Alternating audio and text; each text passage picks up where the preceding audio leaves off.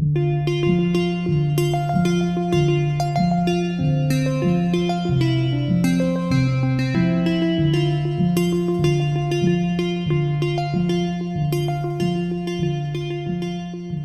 everyone. It's my privilege to be able to welcome you to this webinar today. I'm so excited about it because every time I have one of these, I learn something new, but this one is really outside my universe of knowledge, so I'm excited to learn more about it. Few housekeeping matters that we have to go through first.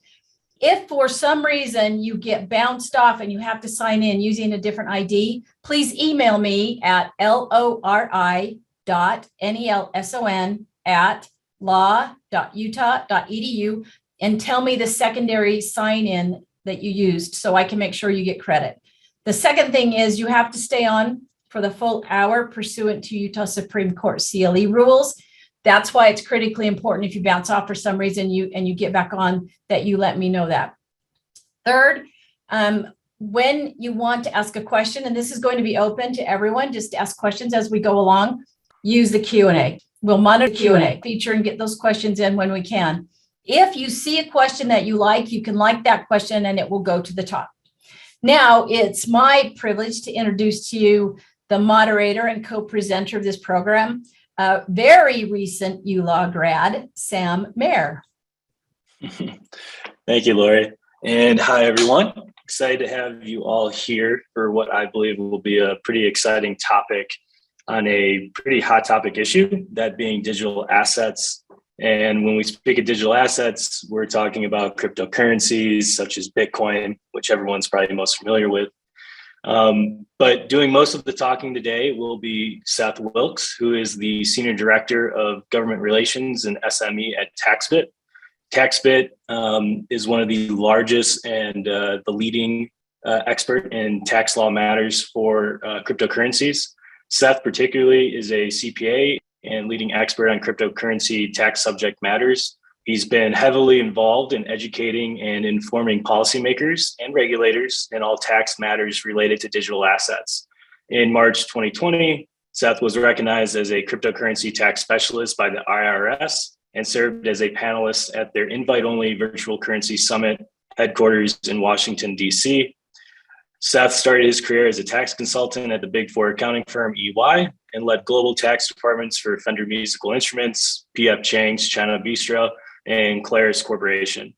And over the past 4 years, Seth has focused his efforts on developing relationships with key crypto players across Capitol Hill, the U.S. Department of Treasury, and the IRS. At TaxBit, he leverages his deep cryptocurrency and compliance experience to further solidify TaxBit's position as a leader in cryptocurrency taxes, accounting, and information reporting. And so that is all to say, Seth is one of the nation's leading experts on all things digital assets tax related. So it's a privilege and an honor to have him here. And with that, I'll let Seth take it from here. First of all, Sam, thank you for the introduction. It's been kind of a fun, wild ride getting involved in cryptocurrency. As you kind of touched on my career, it's been pretty traditional for the most part, starting out in public accounting and then leading different tax departments, dealing with various issues from just traditional domestic tax issues to international. But about 4 years ago, I found myself getting into this space, and it's actually pretty funny because you never know where you're going to go. And I ended up getting involved in crypto, and I started just kind of talking to my network and saying like, hey, who knows something about crypto? And I ended up getting connected with a gentleman at the IRS, and so I cold call him, and I really pretty much know nothing about the guy. And I call him and say, hey, I'm getting involved in this crypto stuff, and I'd love to talk to you. And I'm going to be in DC in a few weeks. And he's like, well, let's meet. Well, it turned out, I didn't know it at the time, but he was the director of the cryptocurrency compliance campaign for all of the IRS, and he was a deputy commissioner. And so when I got to DC, what I thought was going to be just a kind of one-on-one meeting was me and about 25 different attorneys from Treasury and the IRS. And, fortunately at the time, I knew about this much of crypto, but they only knew about this much. So I was, slightly more knowledgeable than them, but it really kind of kicked off a really great, a great relationship, and has led to many interesting conversations over the last 4 years. So let me just touch on TaxBit really quick. So TaxBit was, started about 4 years ago in Utah.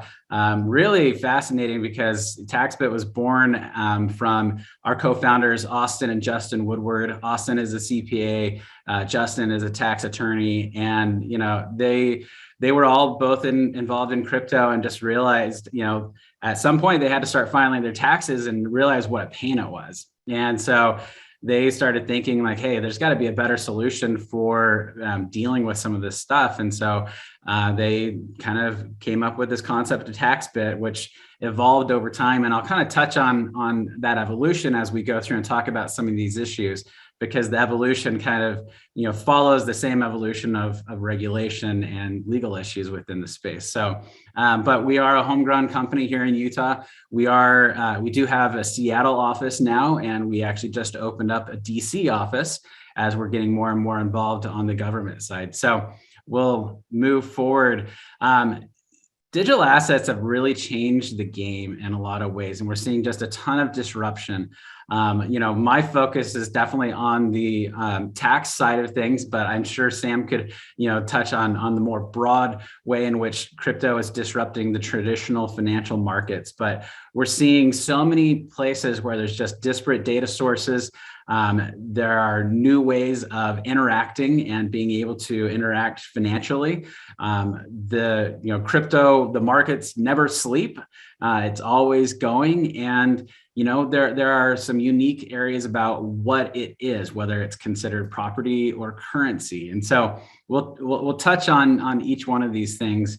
And also, again, we are planning on having a Q&A at the end. So looking forward to getting your questions and talking through it. But the areas that TaxBit works in, so we work with, we started out with consumers and, just building out a platform to help people, file their taxes, just the everyday investors. But we quickly realized that we need to be able to, work with exchanges, in every other asset class like securities and commodities, there are already rules in place that require information reporting. So if you're, with a TD Ameritrade, you're going to get a 1099-B that establishes all of your information you need to file your tax return with, your gross proceeds, your cost basis, and your gains and losses. And we realized pretty early that this is where crypto is going to go as well. Like these exchanges like Coinbase and Kraken, they are going to have a responsibility, if not already have a responsibility, to file these 1099s. And so we started working with exchanges about 2 years ago and, really evangelizing not only the need to file this with the IRS, but also the fact that this is a better customer experience. And so we started working with them, but then, as through those relationships I kind of talked about earlier with the IRS, the government came to us and said, hey, we could really use some education and help understanding what this world looks like, what it means, what does the technology look like. And so pretty quickly, we started consulting with them on a regular basis. And that actually led to us having a contract with the IRS to where when they have an audit with the taxpayer that has significant amount of cryptocurrency activity, they will outsource the calculation of that crypto to us. My team will go through and analyze all of the sources, normalize the data, and then actually write an expert report that they'll use to then establish their position and defend all the way through, appeals or tax court, depending on how far it goes. So it's an interesting perspective that TaxBit has because we are working with consumers. We're working with exchanges, we're working with the government. And it gives us a very wide view of all the different players and all the different technical issues that we have. And so this is just kind of setting up what TaxBit does so that you can understand when we get into these issues, how we are seeing these issues. And it's I don't know. I never get bored. There's always something new, and it's always exciting to, be able to talk about some of these things. So let's just start on just the most basic of basics. Okay. The IRS in 2014, that was the first time they came out with guidance on cryptocurrencies. And at that time, they basically just said, hey, crypto is considered property, and therefore it just falls into this little box that we've got for property rules. And that worked pretty well for, a lot of things, but there are some unique aspects of crypto that don't fit very well in that box. And there was about a 5-year period between 2014 and 2019 where the IRS was basically silent. They just kind of let the industry, attempt to do what they could on their own. And what really happened is there was very little reporting and very little guidance, because frankly, a lot of people just didn't know how to file, and the information that they were getting from these exchanges really wasn't helpful. And so 2019 rolled around and they did another round of guidance, and they issued a revenue ruling and talked about some of these unique aspects that didn't fit really comfortably in the property box, which was talking about Hardforks and airdrops. And we'll get into a little bit of that, what those things mean, but let's just go back to the basics, okay? If cryptocurrency is considered property, it's considered a capital asset, which means that, every time you trade it, if you're, if you purchase crypto, that's a non-taxable event, but it establishes your cost basis. But then if you take that crypto and you exchange it for another crypto, or you exchange it back to fiat, that is a reportable event, and that you could be subject to capital gains and losses based off of whether you've held it for less than a year or more than a year.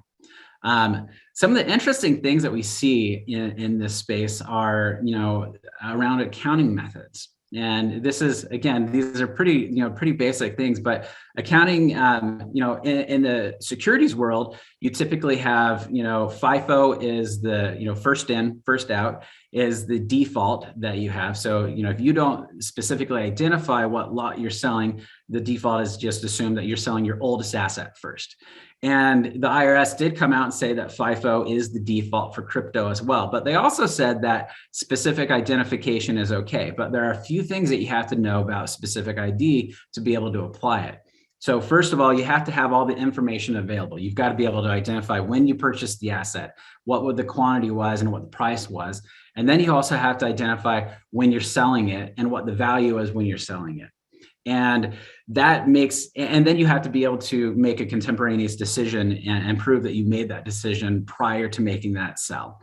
And so in the crypto industry, we're all about technology. And so we've found ways to apply kind of these algorithms to automatically apply the specific identification. And one thing you'll hear is something called HIFO, or highest in, first out. So this is basically an algorithm that will look at all of the lots that you've purchased, and it will automatically dispose of your cost basis lots that are the highest first, which will either create the greatest losses, or it will minimize the gains that you have.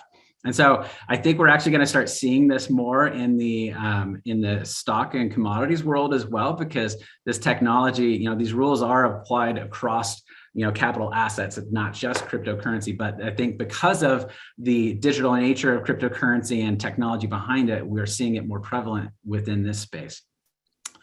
So the second thing that I want to talk about is cost basis. So we've talked about the accounting method that gets applied, but cost basis really is at the crux of all of the challenges within cryptocurrency. And let me just set it up. So think about your securities. Where do you trade your stocks? Typically, you may have one or two accounts. You might have a TD Ameritrade account, and then you might have, an IRA account with somebody else. But you're not typically moving assets back and forth very often. It's usually pretty rare that you would close one brokerage and open another.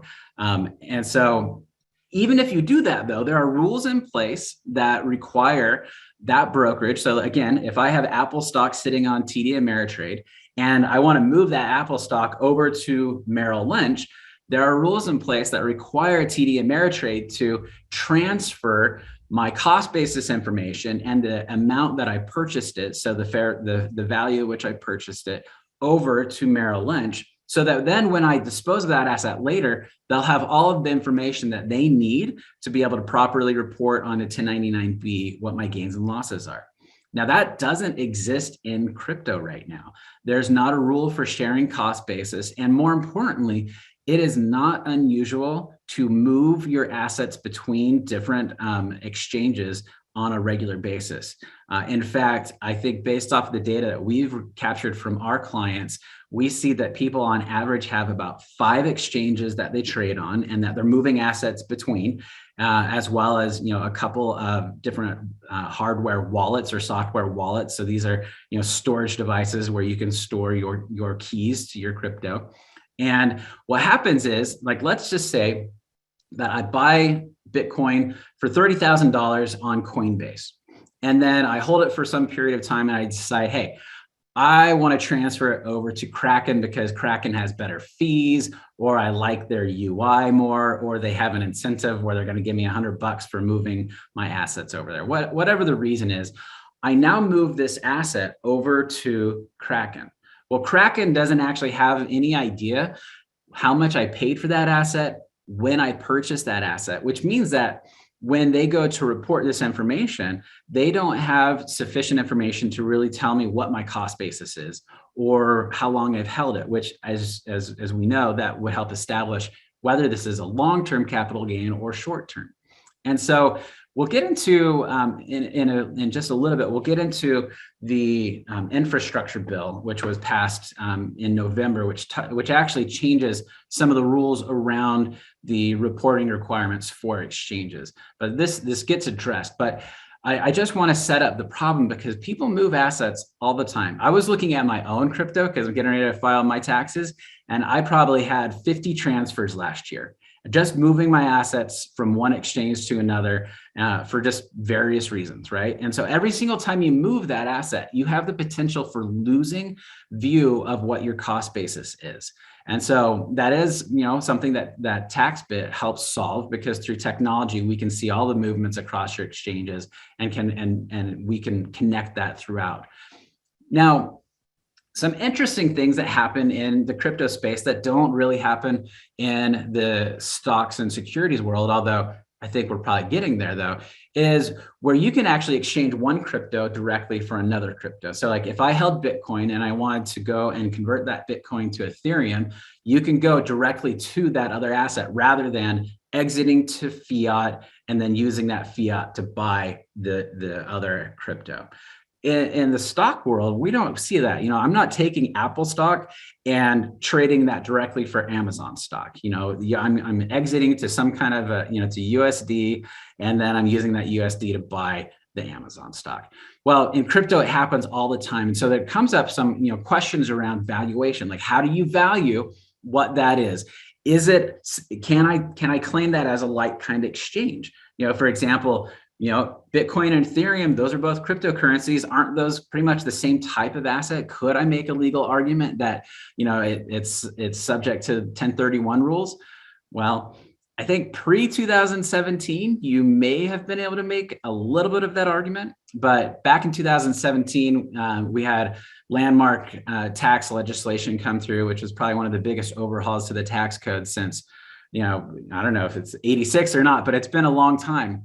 And one of the things that were changed in that was Section 1031, which deals with like kind of exchanges. They added one word essentially, where it used to be, it talked about property. If you were exchanging, a certain type of property for another, you could get like kind exchange treatment where you could defer that capital gain until you finally sold that last property. But they put into that the rule basically saying it had to be real property. So like kind exchanges only apply to buildings and land and real property. And so I think that loophole, whether it was a real loophole prior to 2017 or not, it's still debatable, but it definitely got shut very hard. And so it made it very clear that going from one cryptocurrency to another cryptocurrency absolutely is a taxable transaction. And going back to valuation again, fortunately, most of the main cryptocurrencies like Bitcoin, Ethereum, Litecoin, their pricing is readily available. And so if I'm converting Bitcoin to Ethereum, it's very easy for, a software like TaxBit to be able to pull the pricing to know that, oh, at this point in time, it was worth X amount. We can establish what your gain or loss was on the Bitcoin, and then that would help establish what your cost basis happens to be in the new asset that you just received. So these are just run-of-the-mill, very basic transactions that you see in cryptocurrency. But there are some unique things that happen in crypto that really don't have very strong analogies. And so, for example, airdrops and hard forks. I mentioned that in 2019, the IRS came out with some guidance addressing these situations. So it is not unusual to have a blockchain. Like, let's take Bitcoin, for example. Bitcoin has a blockchain, and a consensus of the people on the blockchain decide that, hey, we want to change the blockchain to improve technology so that it processes transactions faster, or any number of reasons why they might want to change it. And so a consensus of the group makes a decision, and all of a sudden they adopt a new blockchain. Now, there's a couple things that can happen there. One, you can effectively just stop using the old blockchain and start using the new blockchain. So you don't end up, if you had 10 Bitcoin before, you still end up having 10 Bitcoin. Nothing changes from a tax perspective. It's just like nothing happened. But what happens when you have what they call a hard fork, where I had Bitcoin and now there's a new blockchain that's been created, but the old blockchain is still continuing to exist. And so back in 2017, there was a hard fork that created what they call Bitcoin Cash. And so if I had 10 Bitcoin at the time of the split, I was just given 10 Bitcoin Cash. And so the IRS basically was saying, hey, if you get new coins out of this hard fork, that means that you have a taxable event. You're going to be taxed on those coins at the time you receive them and at the fair value they are. Now, if you think of a Genesis coin, something that's coming out of nowhere, on the day one, you would think that the value is zero because it hasn't been traded. Nothing has happened economically to add value. But what happens if you don't get your coins just from an administrative reason until 4 months later? And this was a real situation. Like Coinbase, like if I held my Bitcoin on Coinbase, I didn't get my Bitcoin Cash until 4 months after the hard fork. And it's because Coinbase didn't support Bitcoin Cash as a coin yet. And so they had to go through some things internally to be ready to actually support that. And so all of a sudden I get my Bitcoin Cash 4 months after it was created. Well, the value of Bitcoin Cash in December of 2017 was a lot higher than it was in August of 2017. That was like one of that was the really big run up in 2017 on the pricing of Bitcoin. And so the way the rules were written, it basically said that you received it in December and you have ordinary income at the time that you receive it. But my argument would be, why should it be different for me just because I couldn't get access to my coins back in August? My right to those coins was established by my ownership back in August. Now, I've talked to a lot of folks at the IRS and Treasury who feel like what came out in that revenue ruling was not really what was intended. And, I do actually think that we're going to get better guidance on that coming out. But, I would argue that you probably shouldn't have any income in that situation, but you also have zero cost basis. So if you dispose of that later, that becomes the ordinary income event, is when you would dispose of it. But that is not tax advice. I'll leave that up to you and your tax advisors. But you can see how there are some pretty interesting nuanced issues that come up within the crypto space. Another area that is interesting is staking. There are two main concepts in the crypto world and blockchain. One is called proof of work, which is like Bitcoin. That's a proof of work setting where you have computers running, and they are running these complex algorithms to solve these blocks on the blockchain, and then they're getting paid out in, they call it mining. You're getting paid out in Bitcoin to do this work and to validate the activity on there. Then on the other side of it, you have what they call proof of stake, which is where you're basically taking the Ethereum, your coins, and putting them into a pool, which is then being used to run nodes, which will then validate the activity on the blockchain. And then you get paid back rewards every time you put your coins to work, essentially. And from a mining perspective, the IRS has basically said, look, when you get paid out mining, if you have computers and servers running, when you get paid out that Bitcoin reward, that is ordinary income. You're going to be taxed on that when you receive it. And with staking, same situation. You're going to, it's an ordinary income event. You're going to pay taxes on it when you receive it. We're going to talk about a court case here in a few minutes that is pretty fascinating, that has to do with staking, because it was just settled, or at least a settlement offer was given about a week ago, but we'll get into that in just a moment. The last thing, talking about unique things within the crypto world, are NFTs, non-fungible tokens. NFTs essentially are unique, smart contracts that could represent art. It could represent music. It could represent simply a contract between two people. It could represent real estate. There's any number of things that these NFTs can represent. And 2021, we saw a pretty huge increase in NFTs, to where, people, some of them have been traded to the point where they're generating, $60 million, for digital artwork. And it's funny because these are just like little pixelated, tiny things, but people are trading them like trading cards, and it's creating value. Anyway, fascinating stuff. Let me jump into a couple of things that, are unique to crypto that are different than stocks. So I think we all know in the stock, if I'm selling Apple and I'm incurring a loss, there are rules that say that if I buy that back within a certain period of time, typically 30 days before or after, that I will not be able to recognize that sell or that loss. And they call these wash sale rules. Well, the way the code is written, those are very specific to securities only, and the IRS has designated cryptocurrency as property, which means that there is an opportunity to take advantage of trading, when, if anything, crypto is volatile, okay? There are lots of peaks and valleys. And that means that there are opportunities where you can actually take advantage of selling an asset at a loss and then buying it back quickly to keep your same economic position, but then accelerate recognizing losses. And this is a tool that we have not only within TaxBit, but also we work with exchanges to build out tools like this so that people within their own apps have the ability to make decisions with this.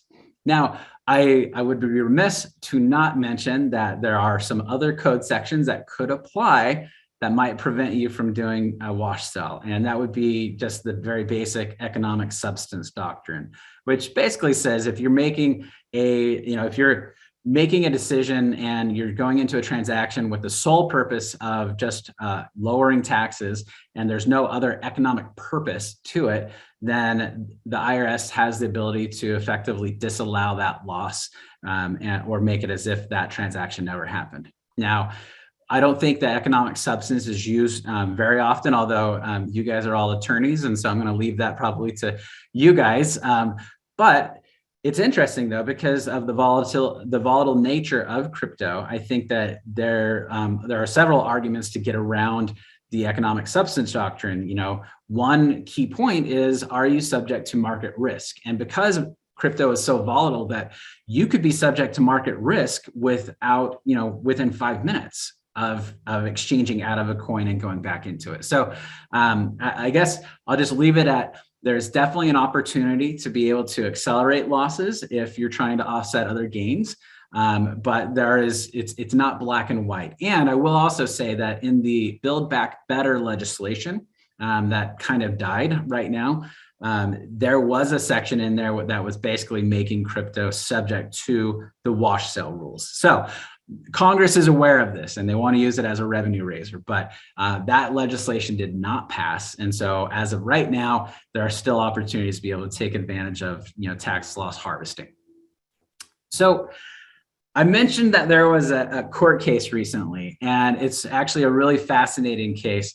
One thing that I feel very fortunate in my position, because I get to be surrounded by some really smart people, both within the government and within our company. And one of the attorneys that I recently hired, who's just started earlier last month, he spent the last 15 years with the IRS as he worked for Office of Chief Counsel. He was in the field, and he really became their field expert for crypto over the last 4 years. And so it's been really fun getting his insights into some of the internal views and workings of the IRS around crypto. And while he didn't work directly on this particular case, it's been fun to hear his thoughts on it. So let me just tee it up for you. So there was a refund claim that was filed by this couple in Tennessee. And they basically said, they, on their original return, they recognized about $10,000 of income from staking rewards. Now, I want to be very clear about what the case says, because the devil is in the details, right? In this particular case, this couple actually had a node, which is basically like a server or software that is running and actually going through and validating information on the blockchain, and they get paid out these rewards. I'm saying this because staking can be used in several different scenarios. That, for example, if I hold if I hold ETH on Coinbase, I can put it into a staking account where I basically am delegating my coins to Coinbase, who is then going out and doing staking. That is more of a delegation, and there's an argument that that is a different activity than in this case, where this couple is actually running a node. And staking can also be used in terms of just like interest-bearing accounts, where I just have my my crypto sitting in an account with BlockFi, and they're paying me a monthly interest rate to have my coin sitting over there. Well, in this case, the couple recognized about $10,000 on their original return, which resulted in about $3,900 of tax, and they filed for a refund claim. And I think that they were handpicked by the Proof of Stake Alliance, and they are an organization who represents the interest of the staking world. And they basically waited the 6 months, because you can't file a lawsuit until after the IRS has basically ignored you for 6 months. But once 6 months have gone, they basically filed their lawsuit 6 months and a day after they filed their refund claim. And so it ends up going to a district court in Tennessee, and they're making the argument that the staking should not be taxed when it's received, because they are making the argument that this was self-created property.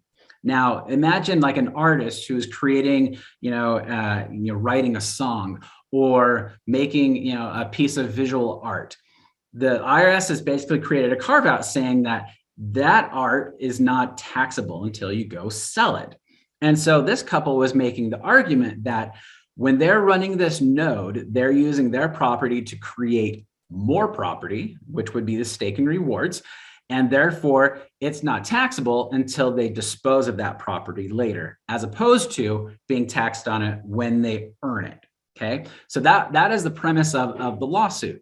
Now, the IRS position is again, it's taxable when earned. This doesn't make a lot of sense. I will tell you from my own personal experience and conversations with folks in the IRS, I think that they are internally split on that, because I think some people do think that the self-created property argument is pretty accurate in this limited circumstance where people are running a node, even similar to mining. If I'm running, I'm using equipment to create, or I'm using property to create more property, that should be self-created property. Well, let's fast forward to about a week or two ago. The IRS sent this couple a letter and said, you know what, we're just going to give you your refund and we're just going to move on. And all of a sudden, the couple, and more importantly, the Proof of Stake Alliance, they came back and said, whoa, hey, we don't want you to give us the refund. We want to go in front of a judge and we want him to make a decision. And I'm sitting in, I'm surrounded by lawyers right now. Okay. So I am not a lawyer. I think I spend enough time with them to pretend like I'm kind of one, but I know I'm not. But my very basic understanding of the law is that if there's a settlement where the IRS basically is saying, hey, you know what, we're just going to give you this refund. It's $3,900. It's not worth our time to go through a court case. That settlement does not establish precedent. However, a lot of people in the media, a lot of talking heads came out and said, oh, this is a huge deal. I mean, like these headlines right here, fate of millions of taxpayers hangs in the balance of this case. Well, we all know that nothing really happened that you can point to or that you can rely on from a legal perspective. This was essentially a private settlement. And there's any number of reasons why the IRS made that decision to settle. Number one, I mean, let's just think about it from a practical perspective. It's a $3,900 refund. It would have cost them probably $100,000 in expert witness fees to be able to argue, the technology and their reasoning behind why they're taking that position. So that's just a practical reason just to make this case go away and settle it. I think that based off of conversations I've had with folks at the IRS, I think that they would much rather have the opportunity to write regulations as opposed to having, a court case, which would kind of mandate, treatment of some of this, and especially within, the district court, which, as many of you know, district court, that is not the same as tax court, right? Tax court has much more specialized judges, people who are much better at dealing with tax issues, whereas a district court judge is going to be dealing with a variety of legal issues and is not necessarily a tax expert. So that's another reason, maybe the IRS would rather have another case that is in tax court so that they can have, either a better ruling or at least a better, more nuanced ruling. But I think ultimately, based off of the information that I've kind of gotten from folks, I think it's really more about they need more time to write these regulations, and this court case kind of has forced it to the forefront. And so I think that they are planning on addressing this issue through regulation, and that they basically have bought themselves a little bit of time by settling this case and moving on. Now, just so everybody's aware, the couple and their attorneys have basically said, we don't want to accept your settlement. We don't want to accept the money. We want to go through and finalize it. But my understanding is that once the refund has been granted and has been offered, that really is the only thing that was in dispute. And once that's there really is nothing else to debate within that lawsuit. And so I think that ultimately this lawsuit will likely be, it will be dismissed. And my guess, though, is that the Proof of Stake Alliance probably have a handful of other cases that they're ready to move forward with, because they want to push this, because again, they want to be able to have those staking rewards, the taxability of those deferred until you dispose of those, as opposed to having an upfront tax on that. And so that's why they are behind this and are trying to push it, because they think that it's going to be a more favorable outcome. From my perspective and from the perspective of TaxBit, we just simply want to help people comply with the rules. We don't necessarily have a horse in the race on this. We just want to be able to help our people, and our customers know what to do and comply. So, active legislation. I'm going to touch on, and wow, I talk a lot, and it's kind of funny because I feel like I'm talking to an empty room here in my office, and I feel like I might need to go grab the guitar and play a little bit for you guys so I can wake you guys up. But hopefully you're still with me. Active legislation. I was on the phone earlier today with Congressman David Schweikert's office and talking to them about a piece of legislation that he introduced last week, which was basically introducing a de minimis rule. And what this basically means is that if you have cryptocurrency and you go out and you purchase a good or service, this legislation would make it so that anything that had a gain less than $200 would be non-taxable. And the idea is that they want to be able to create a regime where it encourages more people to invest in crypto, adopt crypto, and then use it in their everyday lives at point of sale. And I will tell you, from our clients, not our consumer clients, but our enterprise clients, we are seeing more and more clients who are creating like crypto-backed debit cards where you can actually swipe your debit card and spend your Bitcoin. That's kind of a nightmare. Like, I want you to imagine your own credit card statement. Think about the hundreds of transactions that flow through there, like the $3 or $5 Starbucks, purchases, your groceries.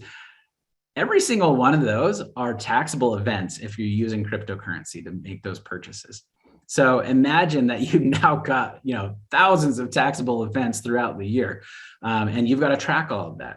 Well, of course, software like TaxBit makes that a little bit easier for you, but it is a little bit ridiculous.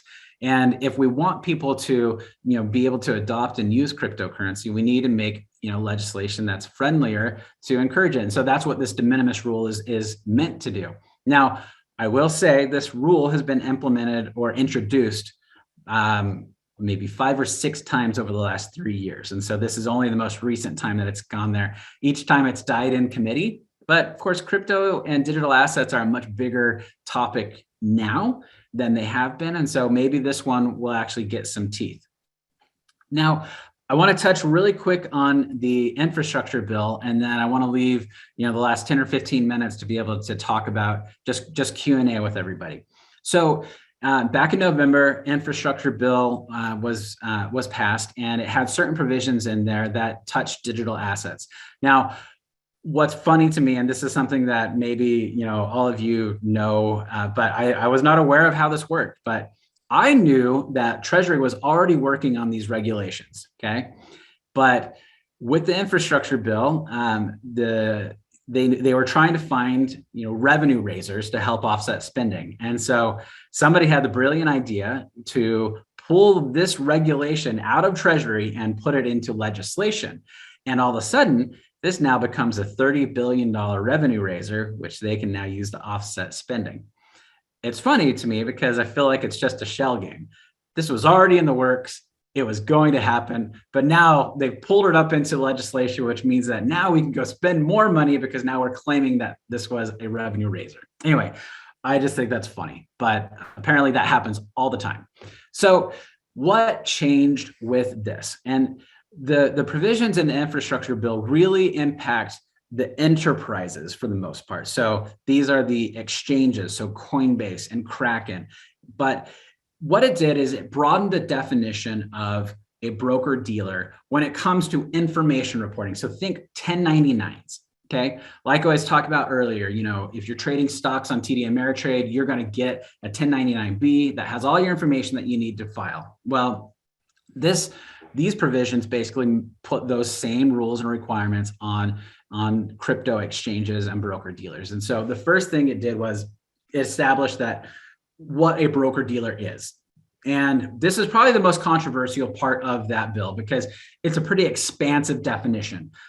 So expansive that it clearly captures exchanges like Coinbase, but it also might capture, wallet creators and software protocols like DeFi. And we didn't even touch DeFi, but that's a whole nother thing. We could talk about that for hours. But it created a very broad definition, which was where most of the pushback came from. Now, it ended up getting into law. And I think that now Treasury is kind of left with having to, figure out what that definition is. But because Treasury was already working on these regs, most of them were already written and they only had to modify them slightly. And so I think the first round of regulations that'll come out really are going to touch more on these centralized exchanges because they are clearly broker dealers of cryptocurrency, which just means that they're going to have to file 1099Bs.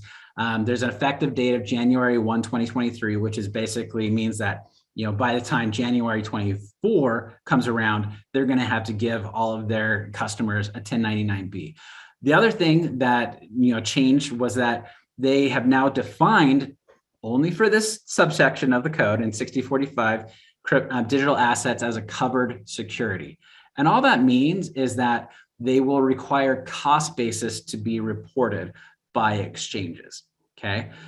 Now, the other part that we talked about earlier is the fact that we move crypto around a lot, and every time we move crypto around, there's a possibility, we're kind of losing that the cost basis along the way. And so the other provision that they created was in 6045 Cap A. They basically have taken this transfer statement rule and now they're applying it to crypto, which means that if I move my Bitcoin from Coinbase to Kraken, Coinbase is going to have a responsibility to, basically transfer the information of, when did I buy it? how much did I buy it for and what was the quantity? And they're going to send that over to Kraken, which means that now if I dispose of that Bitcoin, Kraken has all the information they need to be able to do that. Now, it's a little tricky because what happens if you go from a broker dealer like Coinbase to a MetaMask wallet, which is really just a software, and then you end up going back up into, a centralized exchange? Well, there still are scenarios where there may be holes in that reporting. However, I think those holes also can get filled by technology. Last couple of things, 10 certification. A lot of the US exchanges have gotten a lot better about collecting, KYC information so that they, again, know your customer rules. They're collecting, socials, but now with this rule, they're actually going to have to get 10 certification, which means they have to collect a W8, W9. They have to get a valid signature to basically have that be certified. And that's actually a pretty big change. And so we're going to see a lot more coming from that. So we've got about 12 minutes left. And I do want to open it up for questions. And Sam, I'm sure you probably might have questions. And Laura, you might have questions. But let's open it up and talk about it. Thanks, Seth. That was awesome. A lot of good information there, without a doubt. I do want to answer one quick question that we had at the beginning. And my apologies for kind of going over it real quick. In general, when we're talking about blockchain technology, blockchain is just really, in essence, a distributed ledger system that you can use to track ownership or track records, both the virtual and physical goods. A really simple example is you think of a bank. It's an intermediary in that they store one ledger, they control it, and it captures all transactions across the banking platform. When you think of Bitcoin, uses blockchain, it's a distributed ledger. So everyone that's helping to maintain the network has a copy of the ledger. They have a copy of all the transactions. So these transactions are public, transparent. So it helps in a lot of ways to reduce friction. So that's kind of a very simple, reduced version of what blockchain is. But kind of looking at the questions for you, Seth, we have one that's kind of interesting. And is there any thought on what the tax implications are for companies that offer bonus staking? And the example that was given was crypto.com. It offers an extra 2% of interest on their token, in addition to the 6.5% interest that you earn just for staking. And just for everyone in the audience, Seth kind of touched on this, but when you think of staking, you can just think of like if you have money in a bank account and it's earning interest. Again, a very simplified version. But Seth, do you have any thoughts on that? Yeah, absolutely. And this does go to that idea about what is staking. I talked about that court case, and the definition that they're using for staking is very specific. Whereas I think what Parker is asking is a little bit more broad term, and it's exactly like you described it, Sam, where I just park my crypto in an account, and that company like crypto.com is probably rehypothecating those assets. They're using them, they're lending them to somebody else, or they're using them to do staking, and you're getting paid something back. Now, a lot of, like, for example, BlockFi, they call it interest, but based off of the way the code is written, interest has to be based off of a cash debt instrument. And so it has to be cash. So you're really not getting interest, you're just getting paid out property. And what we've seen from a reporting perspective is, that property is being reported on a 1099 MISC, which, just comes in as other income instead of the 1099 INT or INT, which is where you typically see interest. And so that interest or that staking that you're getting paid out at crypto.com, that is that does fall under that category of, when you have dominion and control. So essentially when you receive it, that then becomes a taxable event at whatever the fair value was when you received it. Awesome. And then kind of a follow-up on that question, is cashback considered income when these exchanges with debit cards give you crypto back on your purchases? Okay, I love this question because this does touch on what we're seeing very heavily in the industry. I have my own Bitcoin rewards credit card from BlockFi. I know Gemini, I think even Coinbase, but a lot of players are getting involved in paying out rewards in cryptocurrency.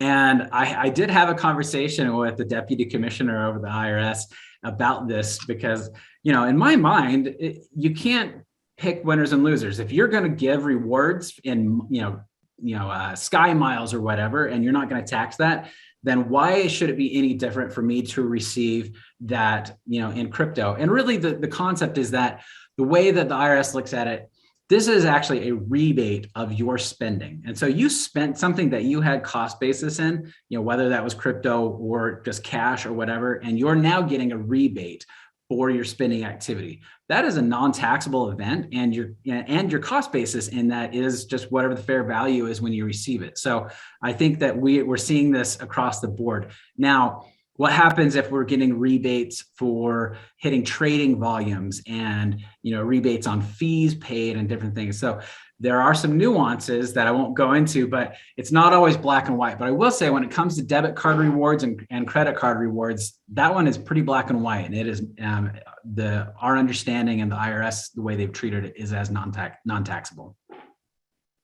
Awesome. I think this kind of feeds into a more general question that we have. And that is, when do you think crypto will change from being an investment to being used to purchase things? And how will it work with several types of crypto? I'll let you go with that.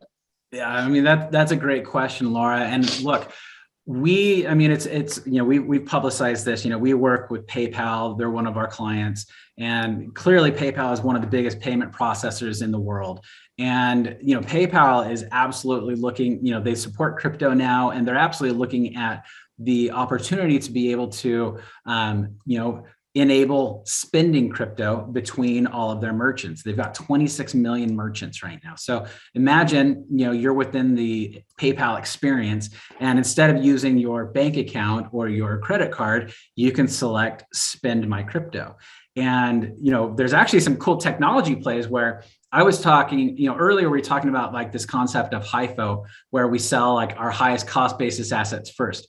We have technology that enables, in the background, if you swipe your debit card and you're spending your crypto, we will actually dispose of the highest cost basis asset first so that it minimizes the gain or increases the loss on your spending. So there's some pretty cool things that we're doing with technology that, is an advantage when you're spending crypto. So I think that when you see people like PayPal creating ways to, spend crypto between their merchants, and then even more broadly, I think we talked in Visa and MasterCard and Amex, everybody in the payment processing space is coming up and trying to figure out ways to enable the selling of crypto. Even I think Apple announced in the last couple of days that they're going to enable selling crypto through Apple Pay. So it's happening, and it's going to be pretty cool. And that legislation I talked about, where it minimizes the gain if it's less than $200, like that'll be, really important. But at the end of the day, we have to track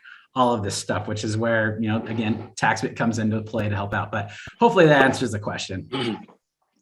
Yeah, I love that question. Actually, we little side note, we have a hacker house going on in Salt Lake City right now, and one of the devs that we have here, they integrated their wallet with the Square point of sale system. So we have everyone. We're at the shop workspace. We have everyone paying for things via crypto. So it is definitely happening. And I see we're kind of coming up on time. I think, with all the information that we've discussed today, if Seth, if you could kind of just give maybe a couple pieces of advice for how people can learn more, since this is becoming such a large industry with, several trillion in market cap. I think if we could kind of point people in the right direction, that would be helpful.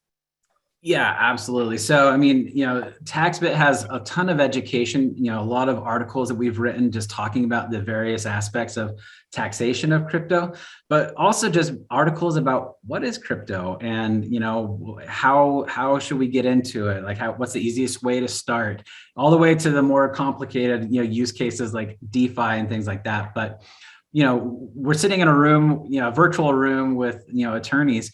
I would also highly recommend getting involved with, our local state legislation and politics. And Sam, I know you're involved right now, but I know that right now there are probably a couple of bills that are going to be introduced in Utah that are similar to like what Wyoming has done, which is, really trying to make, we want to put Utah on the map for all things blockchain and digital assets. And so they're creating legislation that makes doing business in Utah even more friendly. And we've got such an incredible tech culture already, but we need smart people. We need people who are really interested in the space.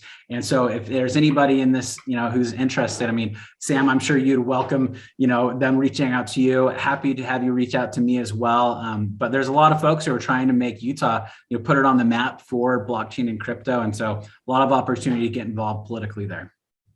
Awesome. And Seth probably wouldn't say this, but just to highlight how big TaxBit is in the Utah economy, they did raise the largest Series A in Utah history at 100 million, and they've subsequently done some other rounds. But TaxBit is definitely a flagship Utah company, so highly encourage everyone to check them out. Seth, again, thank you so much for lending your time. I hope everyone, again, reach out to us with questions. We love talking about this stuff. Lori, do you want to say anything before we all go? No, just thank you. There are no other words besides thank you for doing this. It's a wonderful introduction. It's very thought-provoking about where we go from here and what's happening with the broader economy and how there are these new assets that we can use. So thank you both very, very much. One final question, if I can just pop it in right here, is TaxBit supporting Senator Cullimore's digital asset legislation? We're still reviewing it. I don't know that and to be honest, I don't know that we take public positions right now on some of these things. And so, our point has always been that we want to enable people to be able to comply with laws. We don't necessarily want to tell them what those laws should be. And so, I think that for us, anything that is going to push towards adoption and building better businesses and economics around the space, I think we're always supportive of it. But I've got to spend some time with that one still. Great, thanks so much. And again, thank you both. Sam, thanks for creating this program. Seth, thanks for your presentation. And I hope to see many of you at a future webinar. Thanks so much, everyone. Bye.